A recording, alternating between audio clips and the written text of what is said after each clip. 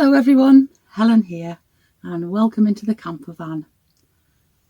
Today I'm going to take you on the second half of the trip that my husband Phil and I went on in August of this year, 2024, just in case you're watching this in a different year, to a beautiful area of Scotland that was previously unfamiliar to us, called Kilmartin Glen.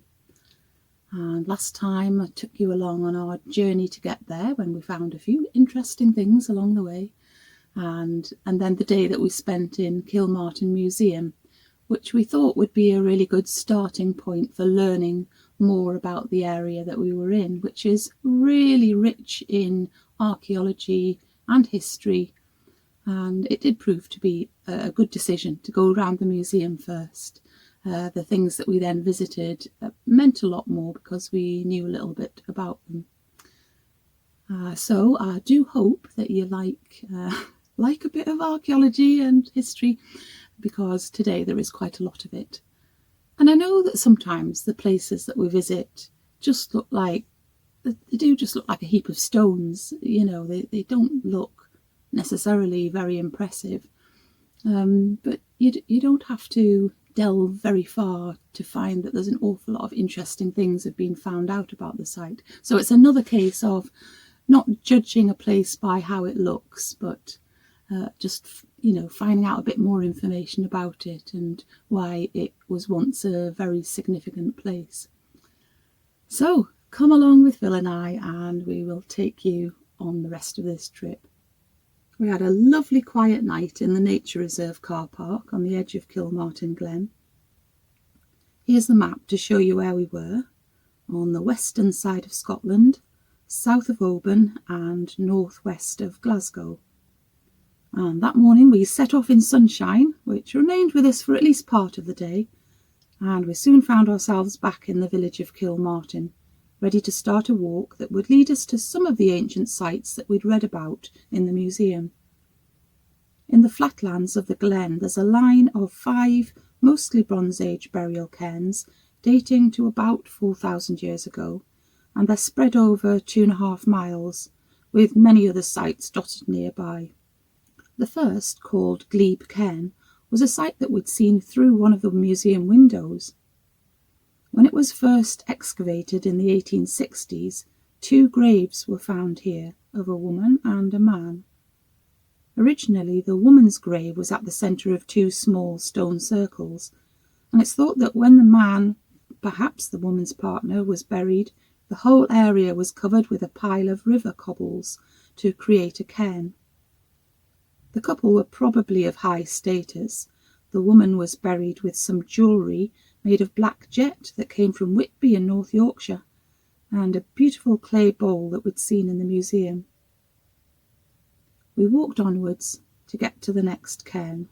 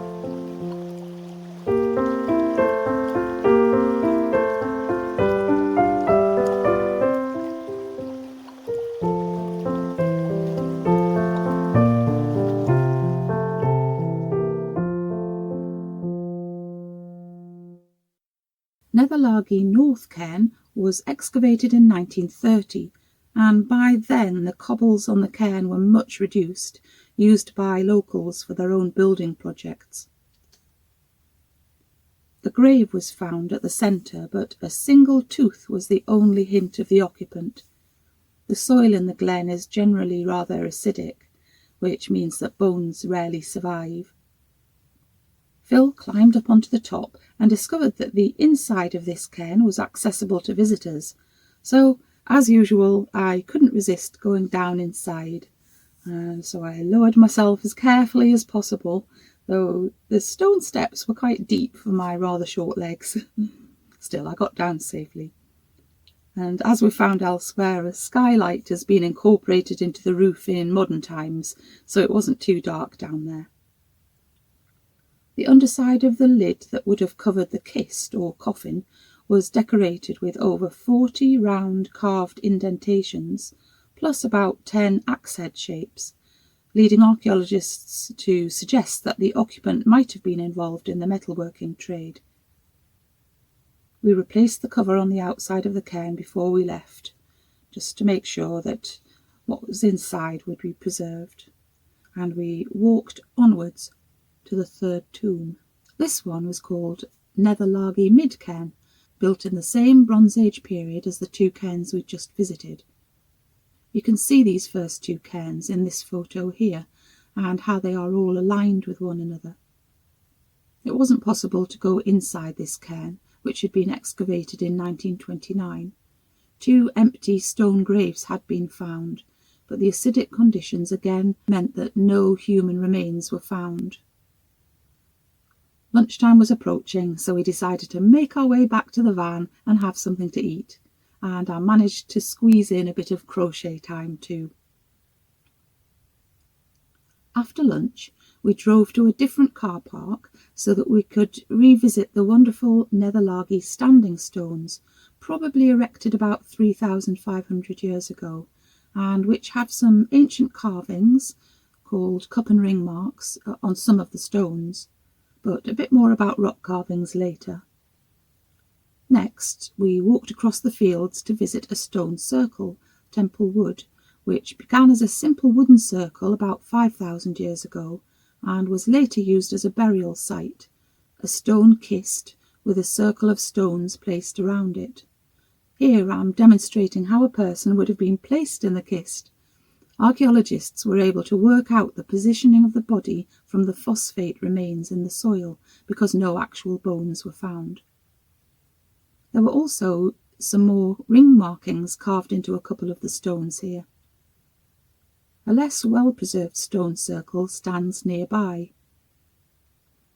No one knows what ceremonies were carried out here, but it's highly likely that the gatherings would have helped to strengthen social relations and celebrate those who are no longer with them. Nearby, we visited the Nether Largie South Cairn, another in the line of cairns that runs down the centre of Kilmartin Glen. This burial chamber is thought to be the oldest in the glen, built over 5,000 years ago in Neolithic times. We'd seen some of the artefacts that had been buried here when we'd visited the museum. Looking inside the tomb, you could see the divided chambers, similar to the places we'd visited on Orkney. We set off again in the van and this time visited another burial cairn, Dunadd. When this tomb was excavated in 1870, the archaeologist wrote, "The bones were of the consistence of butter or new cheese, and seemed almost to melt between the thumb and finger." It's thought that between 8 and 10 people were buried here. Some pottery and other artefacts were found, although these are all lost now. Not far from this cairn, we went to see the Moine stones. Within one field there are 2 rows of standing stones, a henge, that's an enclosure made of earth, and a burial cairn, all built from about 4,000 years ago.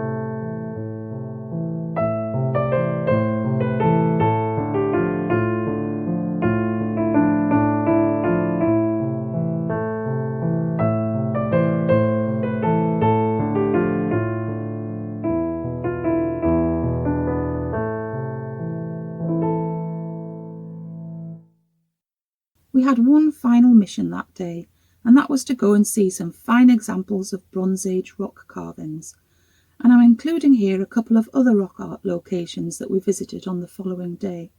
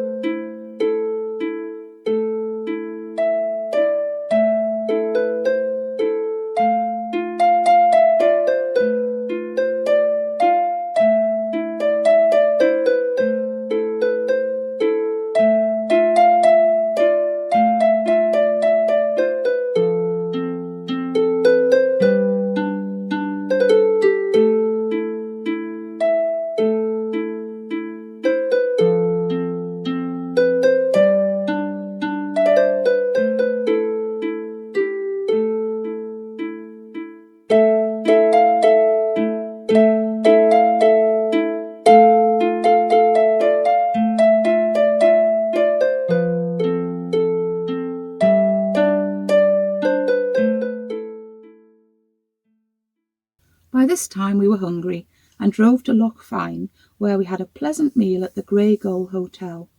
Fine views over the loch and a very fine pizza too.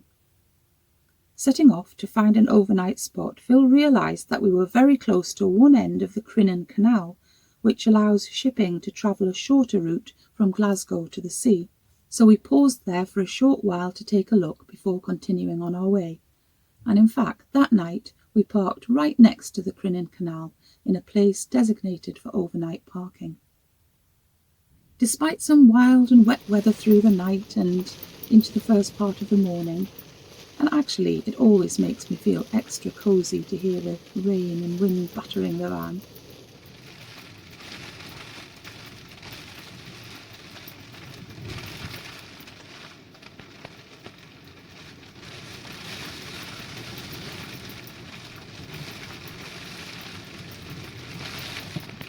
we really loved staying in this spot right next to the canal, and we had the place to ourselves.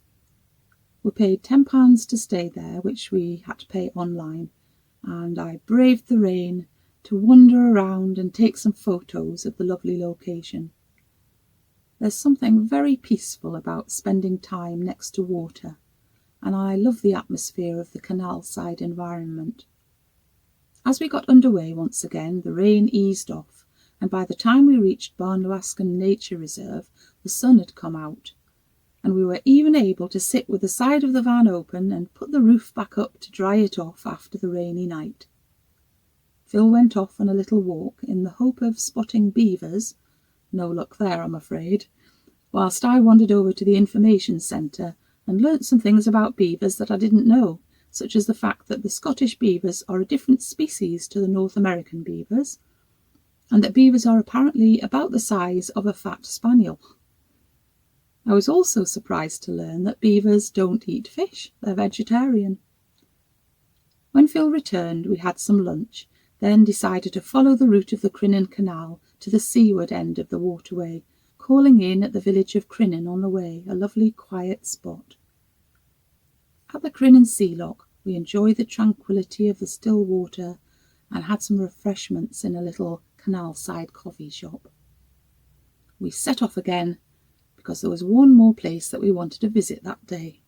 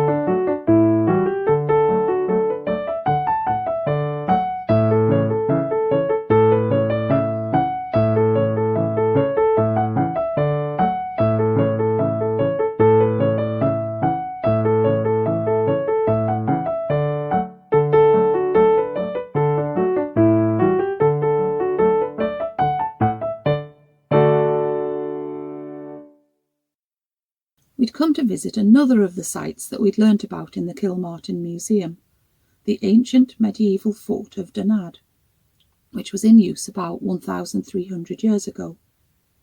You could see immediately why this site was chosen as a safe haven for the royal residents and clansmen of the Dalriada kingdom.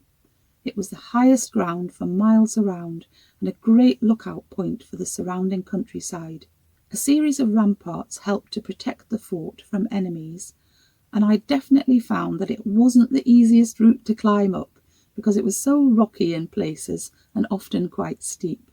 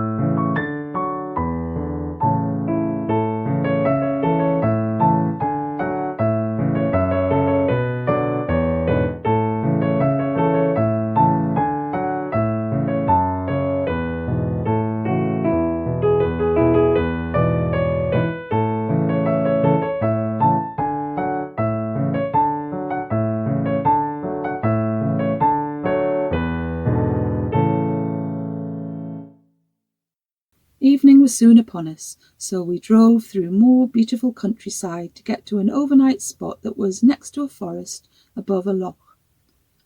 Once again we had the place to ourselves, though we did wonder if we might be disturbed the following morning because it looked as though the parking area was being worked on. But in fact no one turned up while we were there. We cooked an easy tea of pasta, broccoli and pancetta in a stir-in sauce, followed by a piece of ginger cake topped with warm custard, then settled down to enjoy the rest of the evening relaxing in the van. We were treated with a sunny start to the day and drove along the forest road, catching tantalising glimpses of the loch now and then, and after a really beautiful drive we arrived back in the village of Kilmartin, where we called in at the museum cafe for refreshments before continuing on our way. We went back to a place where we'd parked for the night a couple of nights previously, but we wanted to return to do the little nature walk there. It was very peaceful, and as we walked, we could hear absolutely nothing except our own footsteps.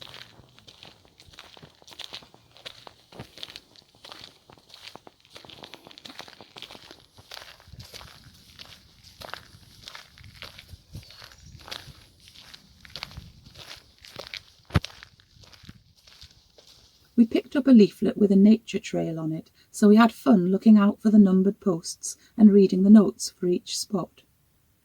We were particularly interested to go and see something called the Great Moss, one of the largest areas of raised bog in Europe, a habitat that's becoming increasingly rare. Such peat bogs can store more carbon than any woodland or other type of vegetation, so they really are very precious to us here on Earth and need to be looked after with care. The bog here has been growing for about 4,000 years. The peat is about 4 metres, or that's about 12 feet deep in places, and it's still growing at a rate of 1 millimetre per year. Back at the van, it was time to say farewell to Kilmartin Glen and start heading south. We drove to Inverary and had lunch there, then decided to visit a museum that was just a little way out of Inverary, called the Auchindrain Township Museum, an open-air museum of rural life. Unfortunately, just as we arrived, the heavens opened and it rained heavily for the entire duration of our visit. Never mind, we pressed on regardless and did enjoy this rather special place. Special and unusual because every single building is exactly where it always has been. None of the buildings here have been transferred from other locations, which often happens in this type of museum. Auchindrain is the most complete example of a Scottish Highland farm township, a settlement that was common up to about 200 years ago.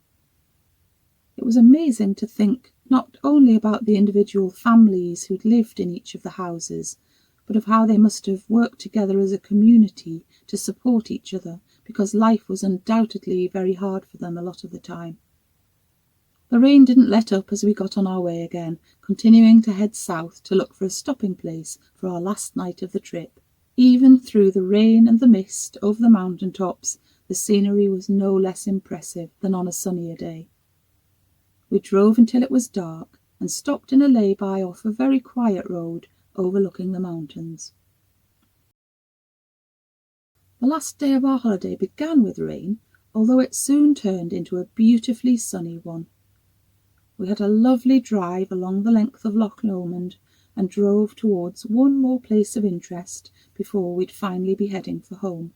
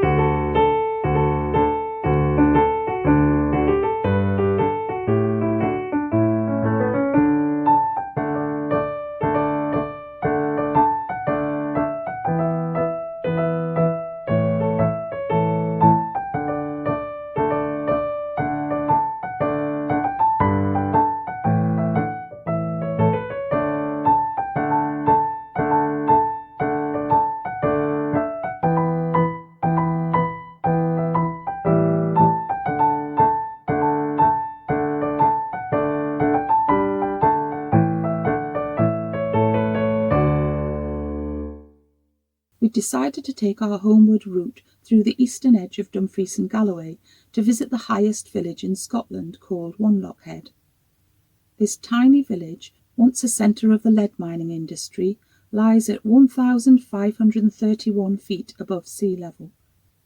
In the building that houses the exhibition for the Lead Mining Museum, we enjoyed soup and cheese scones in the lovely cafe there, then went for a little walk with the main aim of seeing the Wanlockhead beam engine, which was built in the early 19th century to pump water out of the mines, and is one of the only remaining water bucket pumps in the UK. In Scotland, these pumps were known as bobbin johns because of the seesaw motion of the main beam, as it lowered a bucket into the mine to pick up water, then emptied out the water when the bucket was raised. It was an essential piece of equipment that had to be worked night and day. Without it, the Straight Steps mine would have flooded and the miners simply wouldn't have been able to work underground. We passed by one of the shafts leading into the Loch mine that was worked between 1710 and 1860. You can pay to take a guided tour into one of the tunnels. The lead mines were all drift mines because the lead lay in horizontal bands, and there's a huge honeycomb of tunnels spreading out under the hills of Wanlockhead. We saw remnants of the time when the place was a thriving but rather isolated community, one that developed strong support mechanisms such as an early welfare state that included education for all ages. And the sun continued to shine as we set off from Wanlockhead on the final leg of our journey home. So there we are, that's the end of another trip, a very, very enjoyable one, and I do hope you enjoyed it too. Thank you ever so much for coming with us, and to all those of you who leave appreciative comments as well. It's really nice to hear that you do enjoy coming with us. And hopefully it won't be too long before I can take you on another trip. But until I see you again, take great care of yourself. Keep nice and busy, but not too busy. And I'll see you again soon. Okay then. Bye.